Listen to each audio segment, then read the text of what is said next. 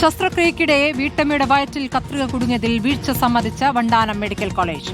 Covid കാലത്തെ പരിമിതിയിലാണ് ശസ്ത്രക്രിയ നടന്നത് എന്നാണ് ന്യായീകരണം. ശസ്ത്രക്രിയ നടത്തിയത് താനാണോ എന്ന് ഓർമ്മയില്ല എന്ന് ഡോക്ടർ ഷാഹിദ റിപ്പോർട്ടറിനോട് പറഞ്ഞു. അതേസമയം കത്രിക എത്ര വർഷം വയറ്റിലിരുന്നാലും കുഴപ്പമില്ല എന്ന വിചിത്ര പ്രതികരണവുമായി മേൽനോട്ട ചുമതലയിലുണ്ടായിരുന്ന ഡോക്ടർ ലളിതാംബിക രംഗത്തെത്തി.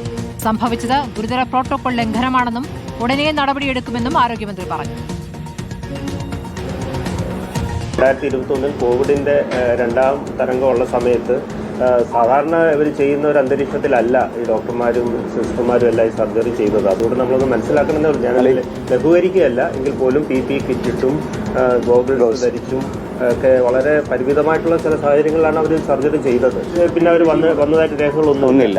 ഡോക്ടർ ലളിതാംബിക മാഡത്തിന്റെ യൂണിറ്റിലാണ്, പക്ഷേ ആ യൂണിറ്റിലെ അസിസ്റ്റന്റ് പ്രൊഫസറിന്റെ നേതൃത്വത്തിലാണ് ഈ സർജറി നടന്നത്. നമ്മൾ ട്രാൻസ്ഫർ ആയി പോയത് ആലപ്പുഴ. ശരിക്കും ഞാൻ ലളിതാംബിക മാഡത്തിന്റെ കീഴിലാണ് വർക്ക് ചെയ്തത്. അപ്പൊ മാഡത്തിന്റെ കേസൊക്കെ നമ്മളാണ് ചെയ്യുന്നത്. അപ്പൊ എനിക്ക് തോന്നുന്നു ഞാൻ പേര് എഴുതിയിട്ടുണ്ടെങ്കിൽ പിന്നെ വേറൊരു കാര്യം, SRകൾ അസിസ്റ്റൻസ് ചെയ്താലും നമ്മളെ പേരാണ് എഴുതുന്നത്. കൃത്യമായിട്ട് ഇത് ഓർമ്മയില്ല. ഉപകരണം വയറ്റിൽ കുടുങ്ങി പോവുക, അതുമായി 5 അല്ല 50 വർഷം ജീവിച്ചാലും ഒന്നും സംഭവിക്കത്തില്ല. വിശദമായിട്ടുള്ള വിദഗ്ധ ഡോക്ടേഴ്സ് ഇത് അന്വേഷിക്കുന്നതിന് വേണ്ടിയിട്ടുള്ള വിദഗ്ധ സമിതി രൂപീകരിക്കാൻ DMEയോട് ആവശ്യപ്പെട്ടിരുന്നു.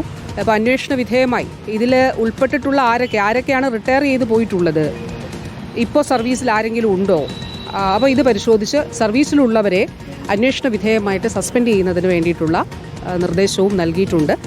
ഒരു തരത്തിലുമുള്ള ഒരു ദാക്ഷിണ്യം ഇതിലുണ്ടാവില്ല എന്നുള്ളത് വളരെ കർശനമായിട്ടുള്ള ഒരു കാര്യമാണ്.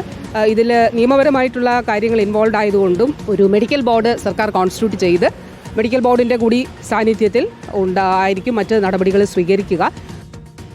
ചികിത്സയിൽ കഴിയുന്ന ഉഷയുടെ ശസ്ത്രക്രിയ നാളെ നടക്കും.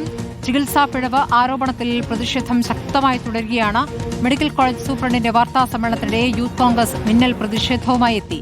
പ്രതിഷേധത്തിന് പിന്നാലെ പ്രവർത്തകരെ പോലീസ് അറസ്റ്റ് ചെയ്ത് നീക്കി.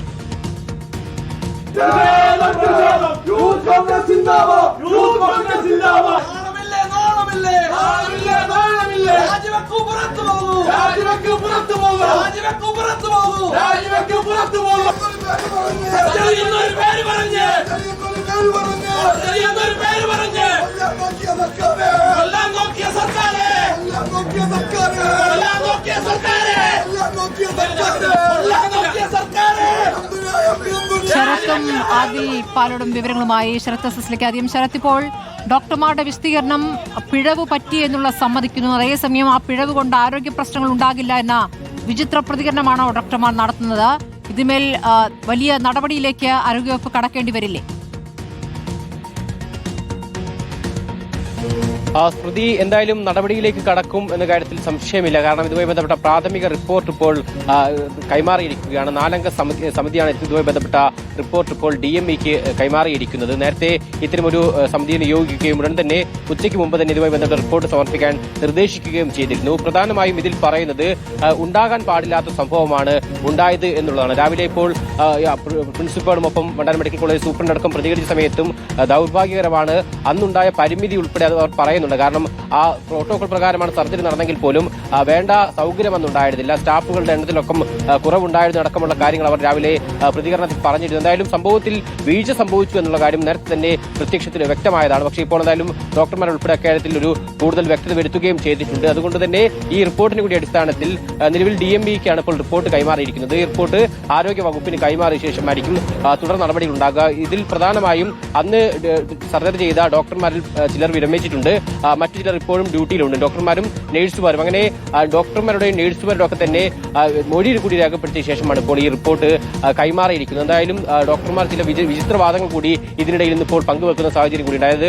ഡോക്ടർ ലളിതാംബികയാണ് രാവിലെ ഒരു പ്രതികരണം ആദ്യം നടത്തിയത്. അതായത് 5 അല്ല 50 വർഷം കത്രിക വയറ്റിലിരുന്നാലും ഒന്നും സംഭവിക്കില്ല എന്നുള്ളതായിരുന്നു ഡോക്ടറുടെ വാദം. അത് പിന്നീട് അതിൽ വിവാദമാവുകയും ചർച്ചയാവുകയും ഒക്കെ തന്നെ ചെയ്തു. ഒപ്പം ഇതുമായി ബന്ധപ്പെട്ട് കോവിഡ് സമയത്താണ് ഇത്തരമൊരു ശസ്ത്രക്രിയ നടത്തിയത്. അത് ഞങ്ങളുടെ കാരുണ്യമാണ് അല്ലെങ്കിൽ കരുണയാണ് എന്ന രീതിയിലൊക്കെ തന്നെയായിരുന്നു അവരൊരു പ്രതികരണം നടത്തിയത്. ആ സമയത്ത് ശസ്ത്രക്രിയ നടത്തിയത് ഇപ്പോൾ അവർ കുറ്റം പറഞ്ഞു എന്നൊക്കെയുള്ള പ്രതികരണം രാവിലെ ഡോക്ടർ ലളിതാംബിക നടത്തുകയും ചെയ്തിരുന്നു. എന്തായാലും നിലവിൽ ഇതൊക്കെ തന്നെ വലിയ വിവാദമാവുകയും ശക്തമായ സമരങ്ങൾക്കും പ്രതിഷേധങ്ങൾക്കും ഇന്നിപ്പോൾ മണ്ഡലം മെഡിക്കൽ കോളേജ് വേദിയാവുകയും ചെയ്തു. രാവിലെ യൂത്ത് കോൺഗ്രസിന്റെയും കോൺഗ്രസിന്റെയും പ്രതിഷേധമുണ്ടായിരുന്നു. കോൺഗ്രസിന് പ്രതിഷേധം മണ്ഡലം മെഡിക്കൽ കോളേജിന്റെ കവാടത്തിൽ തടഞ്ഞെങ്കിൽ യൂത്ത് കോൺഗ്രസ് പ്രവർത്തകർ വലിയ പ്രതിഷേധം ഇപ്പോഴും ഉയരുകയാണ് എന്നുള്ളതാണ് ആദിൽ പാലോടുകൂടി. അതിലിപ്പോൾ എന്താണ് ഉഷയുടെ ആരോഗ്യനില?